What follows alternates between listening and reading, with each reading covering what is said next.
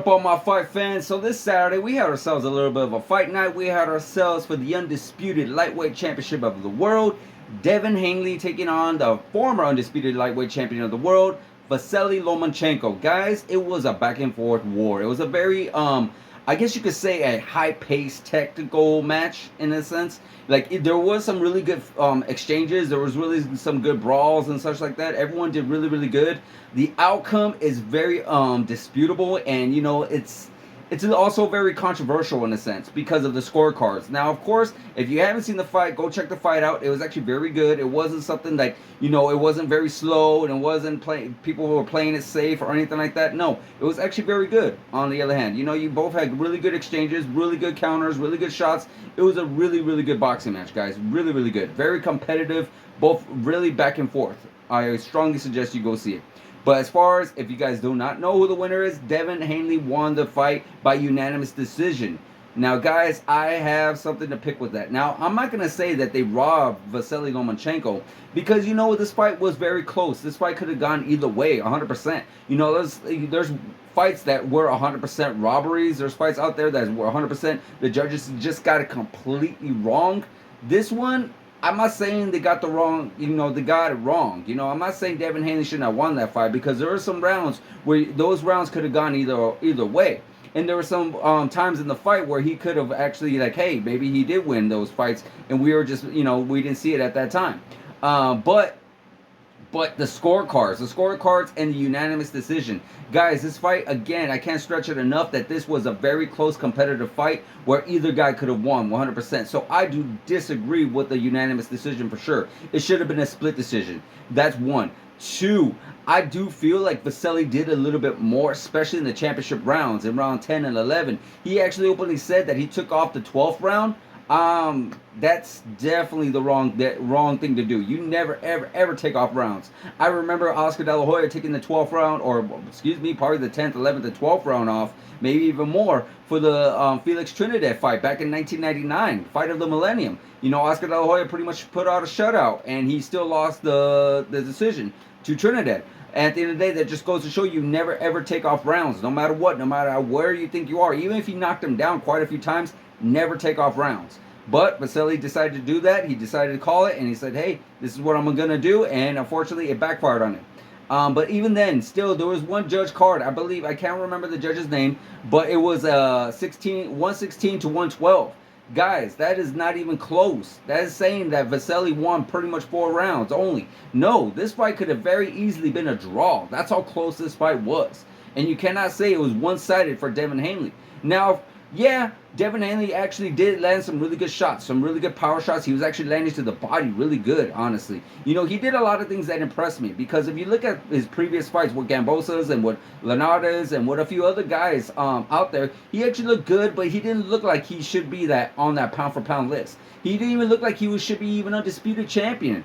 But at the end of the day, he beat the right guys and he became champion. This one, he actually showed me a lot that, like, hey, this guy belongs. This guy actually deserves to be in that top 4 spot with Gervonta, with Ryan Garcia, with Teofimo, with Vasily Lomachenko, even with Shakur Stevenson. So yeah, this guy definitely belongs. You know, he didn't fade because Vasily landed some really good shots. I feel like Vasily landed more of the headshots, and he was just landing and connecting clean with the shots and using some really sick combinations and actually muscling Devin Haney around, showing you like, hey, you're not as big as I am. You're not as strong as I am. I'm going to show you how big and strong I am. And he was actually able to do that. He was actually able to take away some of Devin Haney's jabs, some of his power shots, and he was able to walk through those things and showing them like, hey, you ain't got nothing that I haven't seen before, and you ain't got nothing that scares me. So that's what Vasily was doing, and he was able to walk through fire to land a few shots of his own. So I feel like Vasily should have won this fight, personally, in my personal opinion, from what I was watching. I haven't got a chance to rewatch it again,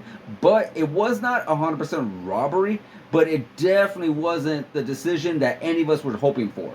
Any other guy could have won this fight 100%, but at the end of the day, the unanimous decision was a bad call, should have been a split decision, and of course, I personally feel like Vasily won. I really do. At the end of the day, Devin Haney got his hand won, and he is still the undisputed lightweight champion of the world. So what's next? Well, we already saw Shakur Stevenson go inside that ring, pretty much calling him out, pretty much talking, saying he even said he thought Vasily won the fight. So you never know. That fight could be actually lined up. Maybe a potential rematch. I would not hate a potential rematch. I would not hate it whatsoever. But you know what? Devin Haney wasn't in any rush to actually say anything and say what's next. Hell, there's even been talks about him moving up to the junior welterweight division, the 140 division, because he's talking about how, you know, the weight cut has just been a little bit too much for him, too much of his body. He's not reacting the same, and maybe it's true. Maybe that's the reason why Vasily was able to outpower him a little bit, because maybe the weight cut is just a little more too much on his body right now. So maybe we might see him in his next fight at 140 against some of the big names up there, which is Teofimo Lopez. He has a fight in June 10th against Josh Taylor. And then you got Ryan Garcia, you know, a big star up there as well. So, hey, there could be a lot of fun matchups for Devin Haney. So you never know. He could be dropping that belt, could be dropping that the Undisputed Lightweight Championships of the world, vacate them all, and then you never know, we could see possibly Shakur Stevenson fight for the vacate championships. You never know. So what's going to be next for Vasily? Well, Vasily, you know, being the former champion that he is, you know, I don't see him retiring. I see him possibly coming back. This was just a little minor setback. A lot of us feel like he did win, so it's not like he lost on the fans. We still see him as a really true great champion. Yeah, he did seem a little bit older, and he seemed like he did lose a little bit of a step or two, but just a little bit. You know, at the age of 35, he still was very, very you know, light on his feet. His hands looked really good. His power looked really, really good. He was able to connect with some really great combinations. So I still feel like Vasily does still have it. So we could potentially see if Devin Haney moves up to the 140 division, we could see possibly a Shakur Stevenson versus a Lomachenko at 135. Or maybe at 135, we got Gervonta Davis, who wants to be champion there. He holds some other belt. I can't really remember what it is. But we could possibly see our Gervonta Davis versus Shakur Stevenson for the championships. We never know. So there's a potential matchup for Vasily. Vasily still has Gervonta. Vasily still has Shakur. He still has some names up there in the lightweight division. It seems like a lot of the big names are moving up to 140, and that still just makes things more interesting at 140 and 135. I cannot wait to see it. So guys, there you have it. I definitely recommend you go see that match. It was definitely a very fun, high anticipated back and forth war that these guys put on with each other. It was more of a chess and checkers put together, if you could say, because it wasn't straight up 100% boxing, and it wasn't 100% brawling. It was everything combined together. So I definitely recommend you guys go see that. Like, subscribe, hit that notification button, and I'll see you guys in the next video.